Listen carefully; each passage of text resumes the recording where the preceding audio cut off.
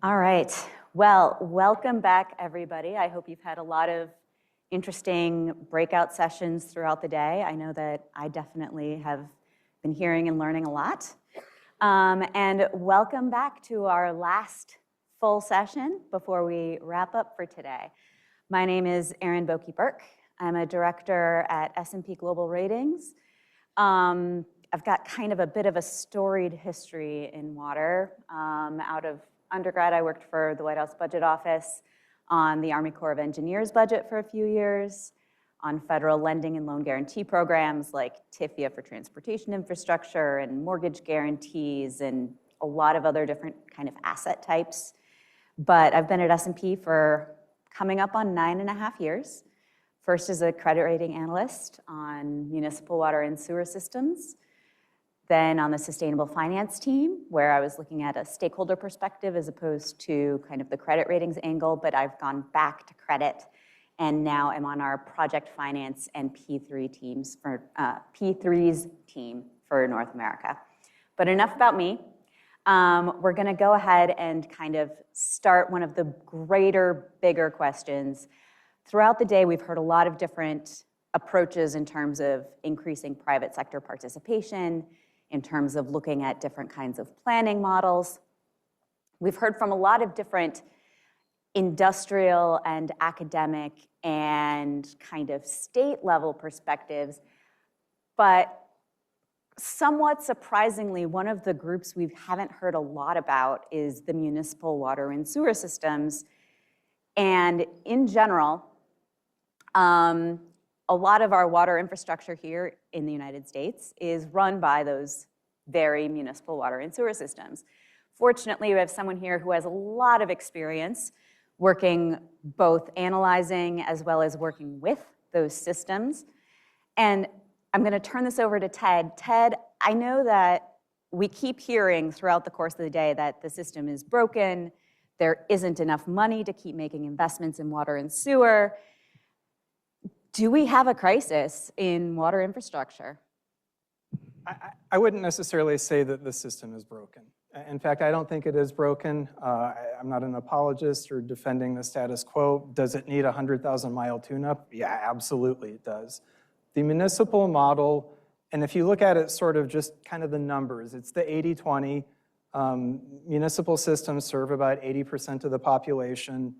The roughly, and I'm rounding a little bit, roughly the 4,000 biggest systems serve like 85% of the population. And most of those are municipal systems. I mean, there's 50-ish thousand community drinking water systems in the United States. And if you start doing the math backwards and you're like, okay, if the 4,000 serve most of us, that means the other 46,000 are pretty teeny tiny. Do those need a boost? Yeah, absolutely. But I'm talking like, maybe like if you use EPA numbers, typically it's a population served by 10,000 or more. You start to get into like the small, medium, large, very large. Those are the municipal systems that would be like, okay, I can't just write a check for this kind of infrastructure. This infrastructure is very expensive, it's capital intensive. Municipals can't just do an IPO. Most of them are not rate regulated. So they'll typically plan over a long term. I mean, maybe it might be 3 years, maybe it might be 5 to 10 years, depending on the sophistication of the local utility. They'll plan for it and then they'll build it on a just-in-time basis. And typically how they finance that, there's various different levels of how you can get across that money. Like, I mean, everybody looks for federal grants because that's basically free money. Kind of hard to come by, especially in the last year and a half, as there's been attempts to shrink the budget. You could use cash on hand, but like I said, that's typically not realistic. Nobody ever has quite enough cash on hand, and there might be reasons why you need to just have an emergency savings account. So then you look to other programs, federal loan programs, state loan programs. Those are typically a below market cost of borrowing. And then you look at the municipal bond market. Typically they are tax exempt, meaning if you are the investor of those in those bonds, you don't pay taxes, federal taxes, on any kind of investment income or interest income on those muni bonds. And in certain cases, you don't pay state taxes either. So they're a little bit incentivized towards the institutional investor, towards the retail investor. And you're wondering, and I have a slide on this coming up, who are the investors? Who even holds muni bonds? That sounds like sort of a 1%er thing. I would say it is not.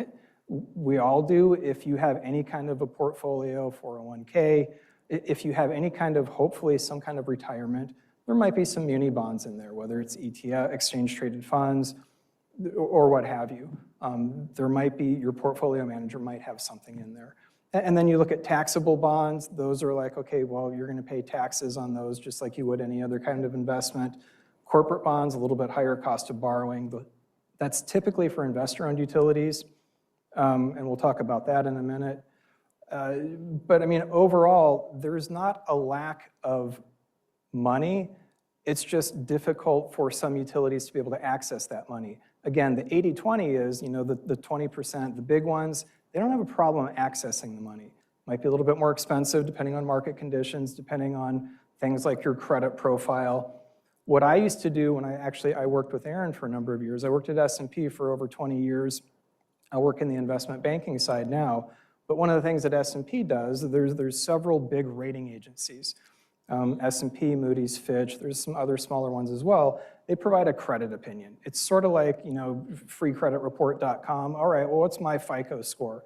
Kind of like that, because if you are an investor in those municipal bonds or any kind of security you're offering, you're going to want to know, am I likely to get paid back? What is the reasonable likelihood that I'll get paid back on time and in full? And so that's one of the things that we do, and you should know that this particular world is very highly rated. Investors think a lot of this sector. It's not zero risk, but they look at it as very low risk. Now, I think where there's some questions is, how do you try to identify and quantify some of those risks? That's where it gets a little bit kind of fuzzy. And I'll give you an example. Very commonly, I mean, you know, we've talked about it all day, is resilience and arid climates and scarcity and supply and biodiversity and so forth. Municipal bonds, and again, this is just one little niche in one particular world, but municipal bonds typically, they have a repayment schedule of 20 years. And usually, and again, I'm talking in generalities, the municipal bonds will pay every 6 months. So it's serial maturities, means it pays down sort of like your mortgage. You pay down a little bit every year. Instead of doing monthly payments like with your mortgage, they do every 6 months. One will be an interest-only payment. The other 6 months, it'll be interest and principal, a little bit bigger. But I mean, typically those are 20 years most often. So you look at, like, I don't know, let's take South Beach. We'll pick on Florida for a minute.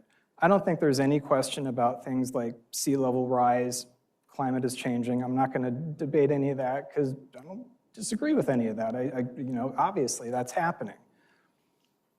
Where it gets a little bit fuzzy is if you're an institutional investor and you're trying to look at the science behind it and trying to find an objective, like, how do I quantify the risk of climate change and resilience? And oh yeah, I know they're going to build a seawall, but is that going to really do anything? Or is this beachfront property going to all of a sudden have a lot bigger beach or maybe a lot less beach, depending on how you look at it? So could that happen over, according to the scientists over here, is that going to happen in like 50 years? Oh, all right, well then my 20-year bonds are fine. It's not an ideal situation, there's some risk, but I'll be fine. These other scientists over here might think, I don't know, I mean, I'm looking at trends and I don't think we're accounting for this, this, and this, and there's the collective impact. I think in like 12 years, they're gonna be SOL. Who's right?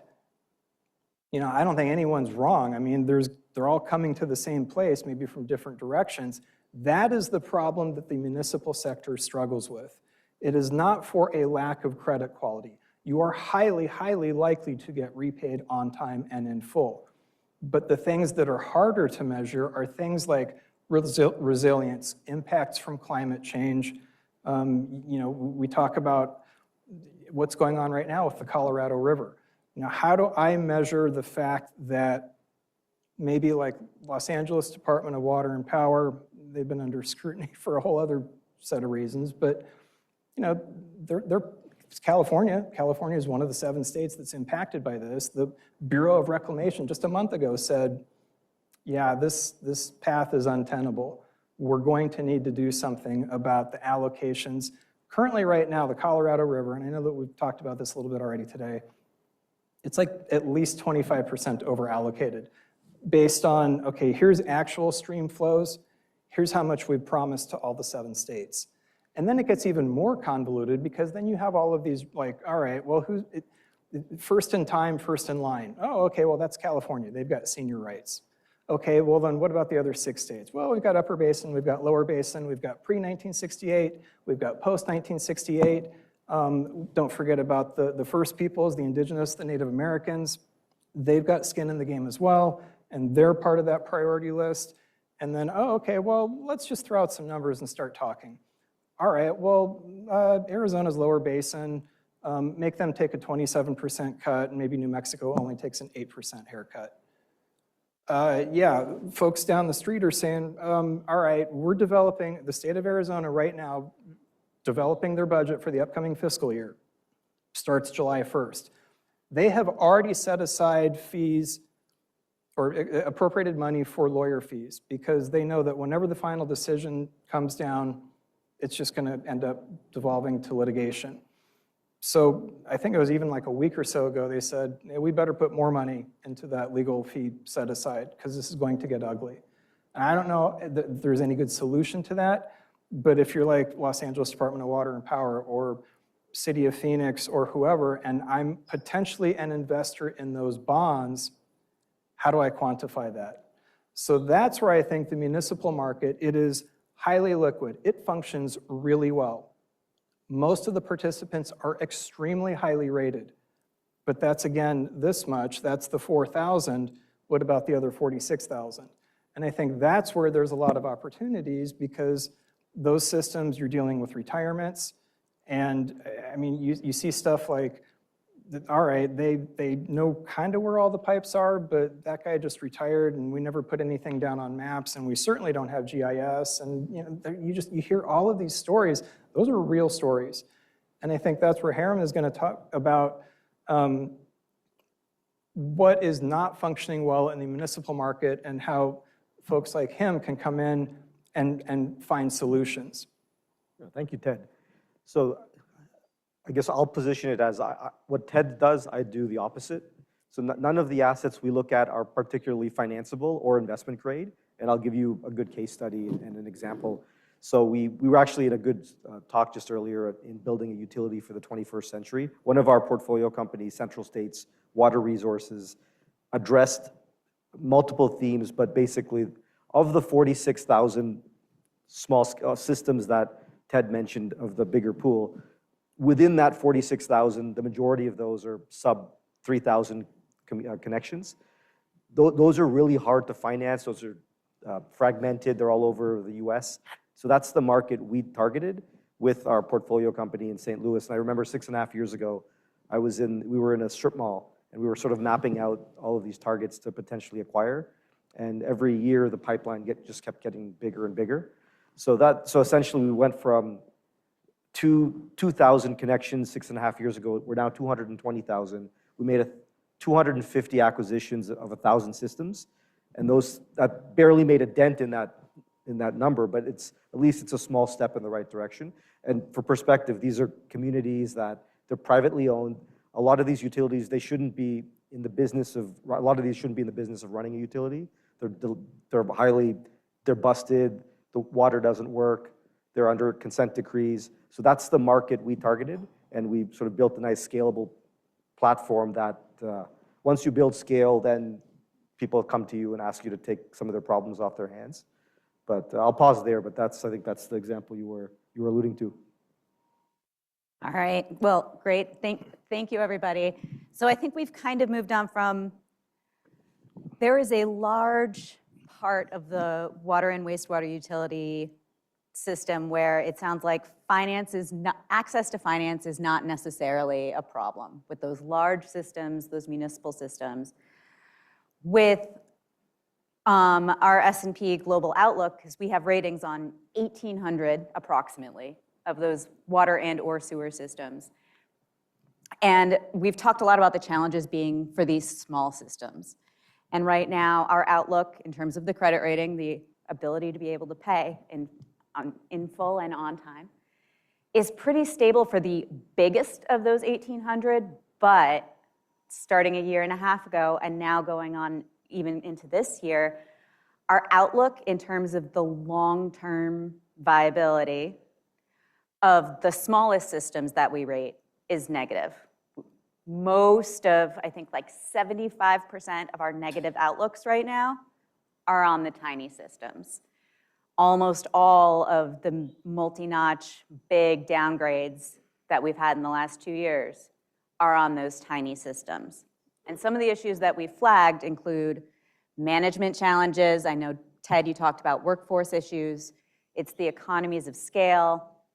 It's a lot of these deferred or overdue infrastructure investments that we've also talked about throughout the course of the day. And so if we're really thinking about the gap being in terms of those small systems, Haram, I'm going to send it back to you right away. How do you start, since you're picking up these small systems with big deferred maintenance, where there might be management challenges in place, there might be permit violations or other kinds of environmental issues that need to be dealt with, how do you start to turn it around in terms of the system performance, and all of the themes that we're talking about today, with the water security, with the environmental ecosystems, with the, how do you start to turn it around? No, for sure. I mean, it's not easy. So again, with Central States, I don't want this to be an infomercial for them, but what they're solving for, other groups tried to do it before but weren't as successful because all those issues you raise, you have to have a platform, you have to have patient capital. So there was probably 2 years of just investment in the platform, making sure you had the operators, making sure you had some infrastructure. So when you target these small scale systems with the aforementioned problems, it becomes a frictionless acquisition. You can acquire them, you can put them through your rate case, you can get your investor returns with the regulator. All of this is done in conjunction, obviously, with the state regulator. So, but initially, the first 2 years, that's why these types of platforms are hard to set up, because you have to have patient capital because everybody wants a return right away. But for 2 or 3 years, you're going to be burning cash, you're going to be hemorrhaging cash. So no financier wants that. So if you take that risk, the reward is clearly there once you start accumulating all of these systems and putting in the capex and you have to have the capital, obviously, to put into these systems. So you need a balance sheet. So that's sort of step one, which is where sort of Science and some of our partners have stepped in. But yeah, I mean, I would sort of reemphasize, it takes a while. And then once you kind of hit that 2-3 year mark, then you start to see the economies of scale, and the regulatory lag, as we described, starts to truncate, which is when you start earning your return and it starts to become a viable investment. So if we're talking about what would need to be true in order for there to be greater either private capital or for investors within the muni market to be more comfortable with that they understand the risk associated with these smaller systems that might have more climate exposure, be it water scarcity, be it storm vulnerability. Obviously, you're talking about the muni market, you're talking about privatization, essentially, of the systems. And what are some of the greatest challenges that we've seen in terms of the private sector taking a greater role? What are some things that have been successful in terms of either leveraging knowledge from other public entities or bringing in the private sector? And then what are some of the risks that can potentially introduce? I think first and foremost, I'm thinking about affordability, and we've talked a lot about customer affordability throughout the course of the day. I think there's always a lot of fear around affordability when you start talking about privatizing water. Ted, first you, and then Hiram, back to you. All right, I'm going to rile you guys up a little bit, and not even because I'm wearing a U of A tie, because that was my alma mater. All right, I know it's the end of the day. I'm going to just kind of do an awakeness test. Quick show of hands if you think water is a human right and it should be free. And that's perfectly valid opinion. I get that. I would counter by saying water right now in the United States, it's undervalued for sure. And I think in just about every community, it's actually underpriced. Water is not unaffordable. Life is unaffordable, unfortunately. That is a social question that I cannot solve. Our politicians sure as hell aren't. Prevailing wages, housing, I mean, that's kind of the dumping ground on top of water. Water itself is actually, you could actually argue water is dirt cheap. I could actually argue water is cheaper than dirt. Let's say that you were lucky enough to have a pool in your backyard, pretty big pool also, 15,000 gallons, and it's empty for the winter. I know it doesn't get that cold here, but let's say that it did, and you need to refill it. All right, you stick the hose and you turn on the hose full blast. Might take a couple days to fill a 15,000 gallon pool. Under the city of Phoenix rates, it would probably not even cost you maybe $200, $250 for 15,000 gallons. Now, let's say you're like, and again, just play along at home. Let's say, all right, you know what, maybe pool, bad idea. I want to be a better environmental steward, or I got tiny kids, I don't want a pool. You drain the pool, you're like, I'm going to put in dirt. All right, 15,000 gallons is, I had to check, it's about 6 dump truckloads of dirt.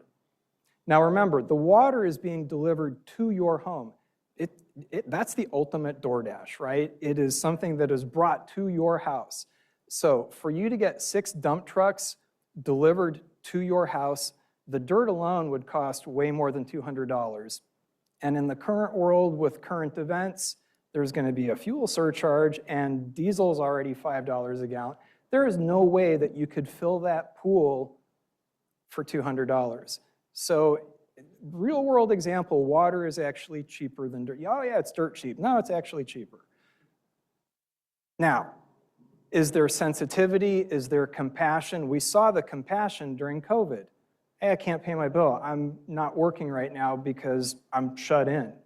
All right, that's fine. We'll put a moratorium on shutoffs. I mean, look, we saw it at 8 o'clock this morning. I also am a member of the American Water Works Association. I sit on one of their committees. I've actually served as a advisor to the EPA for 6 years. And they all like to joke, not joking, of like, okay, 8 in the morning, hashtag no water, no coffee. 5 o'clock in the afternoon, hashtag no water, no beer. All right, but ultimately, no water, no life. So I get it, any person that is tasked with deciding and considering a rate adjustment, whether it is a public service commission, the local city council, I mean, yes, all politics are local. But get past the cynicism, they're trying to consider, how is this going to impact our ratepayers? Because there are people that just are struggling right now as it is. There are way too many people in the United States that have to work multiple jobs and they're still not getting ahead. All right, hot take, I know. But to consider that, all right, do I pay my water bill this month, or do I get like my kid's diabetes medicine? I mean, that's a real conversation that people are having. And so when you're a credit analyst and you're looking at it as a potential investment, like, all right, what is kind of their general, like the accounts receivable, like, customer accounts receivable, well, they're still collecting like 96, 97%. All right, that's fine. Tell me about what they're doing for the other 3%, 4%. And there are some kick-ass, best-in-classes customer assistance programs in the municipal systems right now that take into account, oh, it's income-based? Okay, fine. You can't pay, let's work something out. Maybe it's a payment plan, maybe it's your church will just pick up the bill for you. Maybe it's like, okay, based on your income, it's fine. That's happening right now as well. So the model is not broken. That's why I'm saying, yeah, does it need a 100,000-mile tune-up? Oh, yeah, heck yes. But it is not broken by any stretch of the imagination. And the big cities especially, now there are some states where that's a little harder to do. You actually cannot do that in California. Little thing called Proposition 218 that says your rates have to be based on cost of service. Hard stop. That's not a cost of service. All right, so how do I help these people? For those of you that can pay your bill, hey, can you put in like an extra $5? I mean, that's basically what it has come down to. And to do like incentives for like water conservation, like inverted block rate structures, the more you pay, the more you use, the more you pay per unit. That's tough to do in California as well. You can do it, but it has to be very rigidly defendable rate consultants, and I mean, there's a lot to it. Now, thankfully, Arizona doesn't have that. They've got decades of the inverted block rate structures and so forth, but they've also got some fantastic customer assistance programs here as well. So I will tell you that, yeah, I understand where you're saying it's a human right, it should be free. We're on a college campus. How many times have you heard the argument, all right, yeah, college degree, yeah, I would love to, but that's unaffordable. Maybe let's lean towards a vocation, towards a technical trade or what have you, perfectly good jobs. Well, that's a big shortage right now, and it's only getting worse in this sector. So to be able to encourage those people to, yeah, just go to community college. I mean, we would hire you tomorrow, but we're not going to pay you because water needs to be a human right. That's a tough argument to have with those folks. All right, Haram, back over to you. No, for sure. Issues that you've seen in terms of private participation, especially when you're looking at acquiring these systems, what help makes it work, and where are the pitfalls? Well, definitely. And to your point, before we undertook this investment thesis, the number one risk was affordability and public sentiment, because if someone is paying $30 a month for their water bill, and suddenly you put in the requisite capex, now their water bill becomes $60. That's a bit of a shock. It's a shock to your system on the surface. But then when you peel back the onion, okay, well, for $30 a month, you were getting brown water that you couldn't consume. You were probably paying for, you're going to the laundromat to get your family's clothes, laundered. You're taking showers at the YMCA. So, I mean, that starts to add up. And you're also paying your cell phone bill. So an extra $30 a month to get clean drinking water is not, to your point, Ted, it's not a huge investment. And so that's sort of one theme we identified in real, obviously, as you've done this for 6 years, you've been to public hearings, you've heard people's perspectives. But then what's funny is once you put the infrastructure in, the sentiment changes very quickly. And another interesting socioeconomic fact is house prices go up too when you have water infrastructure that's fixed. So that's, all in all, it's a better economic outcome when you evaluate it sort of from beginning to end. So that's shifted public sentiment. And what's also helped is the state regulators, the governors, the public officials, they've seen the benefits of what privatization can do in some of these circumstances. It's not for everyone. And we also focus on distressed systems. So we're not privatizing municipal systems. We're doing just privately owned. But the benefits outweigh the cost. And so that's certainly at least our observation and our empirical evidence to date. All right, kind of going back to our question about gaps. And I'm going to ask everybody to answer because we've only got 15 minutes left. We are giving 3 bullet point answers. That's all you get, 3 bullet points. Out of the key themes that we've been focused on today, in terms of, water security, environmental issues, affordability, some of those other key themes, what are the 3 issues that you think are hardest to be able to finance before we get our 100,000-mile tune-up? One of the things I heard as a recurring theme when I was on the EPA's Financial Advisory Board was TA, and I promise that's not something naughty on the back page of the internet, but it's technical assistance. Most of the small systems, they run really lean as far as personnel. One of the things that we were tasked with was how do we help get these folks engineering and planning and design. And I think that's where the private sector fills the gap really, really well. I think the public sector, I mean, if you have a small little utility with 1,000 customers, that's a hard one. But I think the private sector does a very good job. You guys do a very good job of that. All right. So that was a very thorough one bullet point, technical assistance. Aaron, what about you? ChatGPT. Yeah, I mean, I'll give more of an example, and it might play off of Ted's, where a lot of these, at least in our case, in our situations, a lot of these communities are under-resourced, so they can't afford state revolving funds. They can't even fill out the paperwork, and in many cases, in some situations, the cost of maintaining the compliance with some of these public sources of funding outweighs the cost of capital.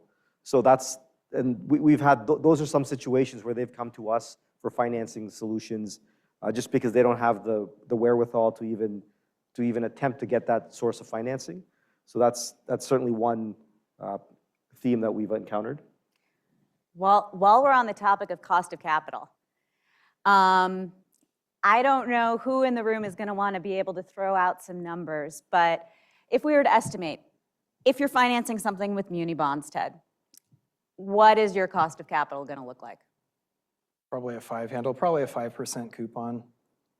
All right. If we're talking about the SRFs, which is having a harder time being able to pay than, say, your major muni bonds, SRF? Oh, I don't know, under 3% for sure. A lot of them are like 1.5, 2. It depends. It depends on the state, how they structure it. Grants, obvious. Grants are going to be. When we're talking about the private sector, though, you know, when you're talking about a private entity like yourself, or if we're talking about some of the things like private equity funds that have been floated as a potential additional cost of capital, what are we talking about range-wise? Well, it depends. So if you're focusing on just pure infrastructure, so okay, I'll take a step back. If investor-owned water utilities generally are around 8% weighted average cost of capital, so your return on equity might be 9%. That's pretty standard across the U.S. So whether you're a private equity fund or whatever, that's what the regulator is going to give you. So you can kind of work with that as a sort of as a return profile. But you take all the risk up front. Correct. So You shift the risk away from right. So I would municipals. argue that's Yeah. yes. So that's, you know, it's not necessarily, that's why there's not a lot outside of sort of some municipal financing. There's not a lot of conduits for institutional capital because of some of these risk factors. So we're trying to build those conduits with our platforms, but they don't exist in the water sector. So that's why you don't see a lot of large water transactions in the marketplace. So we've kind of talked about the range in terms of financing options throughout the course of the day. We've heard from some, you know, essentially like P3 or outsourcing water as a service. We've talked about the muni model. We've talked about the IOU model and kind of the range of financing options that are out there. I think one of the other questions that comes up today is just in terms of funding and potential additional sources of funding, no matter how you finance it. And a bunch of ideas that have been thrown around include, you know, water quality credits or water quantity credits. Thoughts? What would need to be true? Well, here's one thing I'm worried about, though, especially out west, is like if you create a market, you're going to have haves and have-nots, and water is not one of those like, it's fine, I lost out. All right. No, that doesn't work. I know there are attempts to do regionalization for certain water markets, but I mean, even then, look, there's no national water grid. You can move electrons from East Coast to West Coast. You'd have to go through a bunch of different RTOs, but you could do it. A gallon of water weighs 8 pounds. Average municipality, okay, let's say maybe uses, I don't know what, 10 million gallons a day. Now all of a sudden you're talking about whatever that would be, like 45,000 tons of water in one day. You can't just, we'll just do desal from the ocean and move it to Nebraska because the Ogallala Aquifer is being depleted. That doesn't work. So I mean, you know, again, I don't have a good answer to that, but Regionalization, I don't know. You can do some stuff to help with that, but not everything. Any additional thoughts in terms of potential value or what would be needed in order for a water quantity, let alone water quality, which is a whole other bucket of fish, credits and using that as a potential additional source of funds? Well,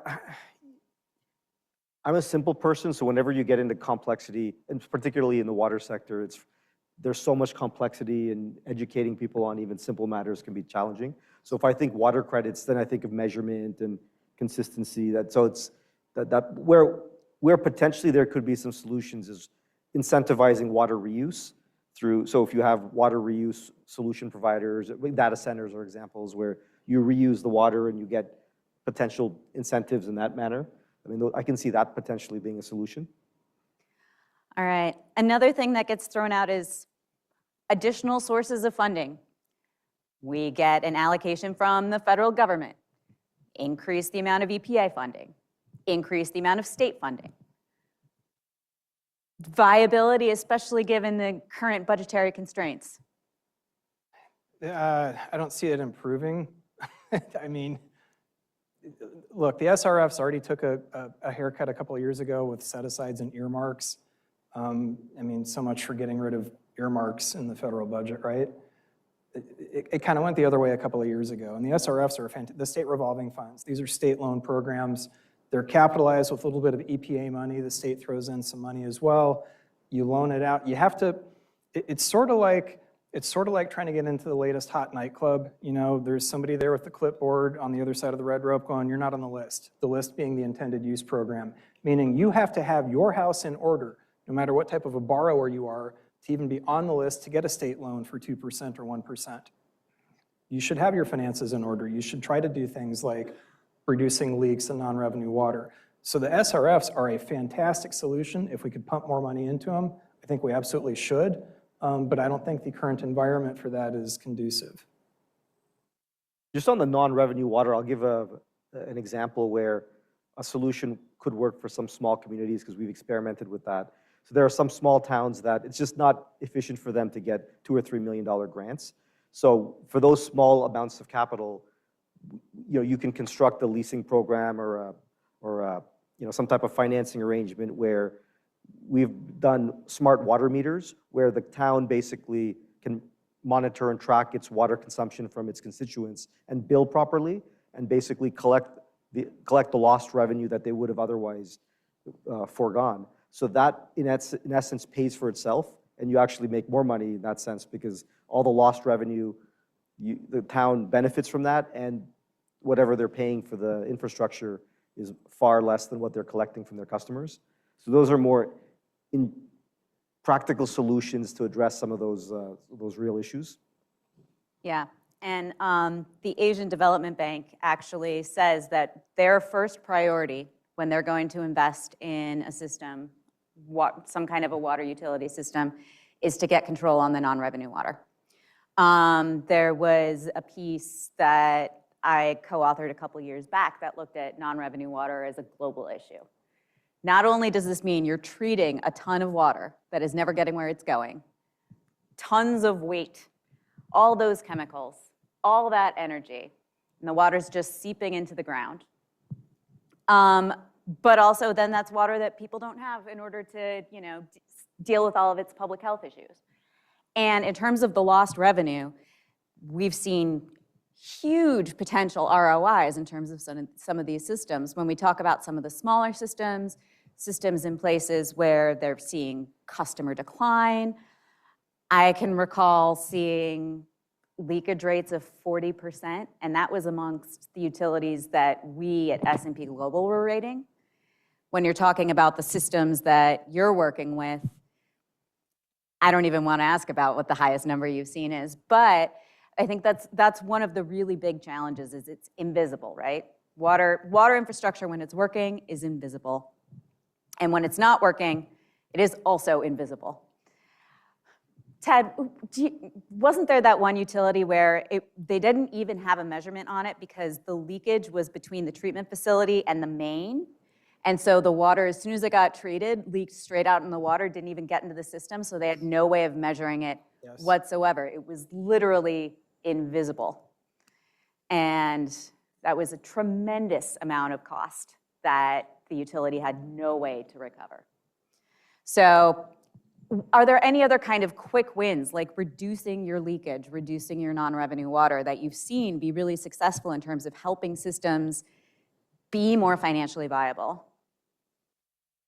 I think the easiest and cheapest is just good management and governance, public education, things like water conservation. Water conservation is so easy because, first of all, it's an existing water source. It's free. You can actually save the utility tons of money as well, because there's this thing called peaking factors, and basically it's like, all right, you don't have the same amount of water flow through the pipes 24/7. People take showers in the morning, and then it kind of, and then again at night, whatever. But so if you can just have it more constant, you don't have to build pipes this big, you can build them this big. You can build smaller storage tanks, use smaller pumps, save electricity, save capital costs. You save a ton of money. I mean, but that doesn't happen unless you're out there doing public education campaigns and really have good management and governance. But planning, I mean, any muni, I mean, we used to do this article, the top 10 ways to improve your bond rating, your credit rating. And like number 1 through 5 were all like long-term planning related. Operational planning, financial planning, capital planning, strategic planning, and it's not being done enough, or at least not as effectively as it should be. And that's free. Any other quick wins that you try to use with your systems, especially given the challenges that they face? Yeah, I think since ours are so fragmented, we use sensors, we use other sort of telemetry solutions and smart meters where they're cheap, they don't cost a lot of money, but the ROI, as you mentioned, Erin, is significant. Yeah. All right, well, we've only got a couple of minutes left. I don't know where the time went, but I think if we were to, I don't know, any final thoughts for the folks in the audience? What? Are we doing Q&A or? I think we could do Q&A until they kick us off. Any questions from the audience? Yes. I'm apologizing that the system is broken. It is not broken. Our waters are swimmable and fishable. Our drinking water is safe to drink in all the cities. In spite of that, people choose not to drink it. But the question I have for you is, let's say the true cost of water is $10 per 1,000 gallons. And I'm paying $3 per 1,000 gallons, 24/7 delivered on demand at a pressure that goes to the 3rd floor of my house. Yes. Okay. Who's paying the $7? That's a question I ask you right now. It's not so much payment as it is the infrastructure suffering. Oh, there's my visual aid of the guy that thinks that water shouldn't be free. No operational workers were hurt in the form of this picture. This guy, I'll tell you later at the cocktail hour, but basically, and you probably have heard this in other panels today, if you want to target a certain percentage of infrastructure renewal, it demands a certain level of spend. Right now, we're assuming, I think, that our infrastructure basically lasts like 110 years. It does not. I mean, there are some pipes. Look, New York City Water has some stuff that's been in the ground since the 18th century. That's less common. Those are not pressurized pipes, by the way, but it brings in water from upstate, and it's worked out just fine. That's really uncommon. Most of our infrastructure is under pressure. It breaks, which is what happened there. That guy's actually trying to shut off a valve to protect some homes. But to answer your question, that's what it's suffering, is just the lack of infrastructure renewal. And that's a big known problem. I mean, that's not even like the emperor has no clothes. That's the elephant in the room. Yes, in the back. I tried to be as far away as I could. Not a U of A fan? Yes, sir. I have 2 Sun Devils. So you touched on one of my personal pet peeves, and this goes to the municipal versus the private utilities, is that they're supposed to have a rainy day fund. And Yes. so monies come in, they get set aside, and, oh, we need some new police cars. Well, I've got a money over here and I'll just grab it from here. Oh, we need new computers, I'll just grab money. And the next day, the rainy day fund is pretty much depleted. And then, to your point, they go out with bonds and whatnot. You know, is there a way to actually stop sort of that discretionary spending for monies that were theoretically collected from ratepayers, with the understanding that these monies are going to be used for infrastructure? Because what ends up happening, and I love going through the little exercise of dollars and cents, and, oh, if you get a grant, that's zero. No, I'm a ratepayer. I pay taxes. You know what? The federal government and the state government takes those taxes and gives them to other counties or other cities or other entities that I paid for taxes. So there, again, it just all falls back to we, the ratepayer, for that sort of thing. So is there a solution to that? So this is my 30th year in water public finance. Okay, yeah, I know. I can still remember my first day. I mean, it was a little awkward being the only 8-year-old in the room, but one of my first jobs was actually my first job, even before I was a rating agency analyst. I was the budget officer for El Paso Water Utilities. Very similar to here, where it's extremely arid, water conservation, and this, and this. And typically unless it had to do with impact fees, the average number of people that would show up at our budget approval meeting was like 1. I mean, there's not a lot of, and maybe that was partly because we didn't do a good enough job of saying, here's what's going on. We got to raise rates. There's an 8% rate adjustment, or we're going to institute a new fee for water supply replacement. So yeah, a little bit of that was on us, but there's not enough involvement by the public. I mean, we've all seen like even just how many people turn out to vote in the primaries, let alone in the fall. Similar type of thing at the local level. There's just not enough involvement that I think you could serve very effectively as the budget police if there were sufficient numbers and sufficient like just awareness. Yeah, and just one additional point, because disasters was one of the things that came up as a theme for today, but hasn't gotten as much discussion as a lot of the other topics. But especially when we're talking about rainy day funds. And to Ted's point around this, the water sewer muni sector being very highly rated, considered quite safe by a lot of the investor community, a lot of that does come down to the amount of cash that they have available.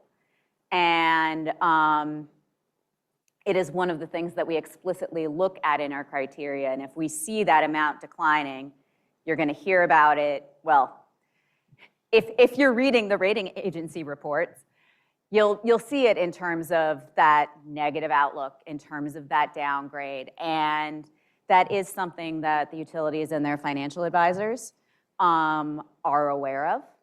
And in general, especially for the utilities that we see in areas that are very exposed to natural disasters, a lot of times they do have an awful lot of cash on hand. Now, are they using that to invest in infrastructure, or are they using that in case a hurricane hits?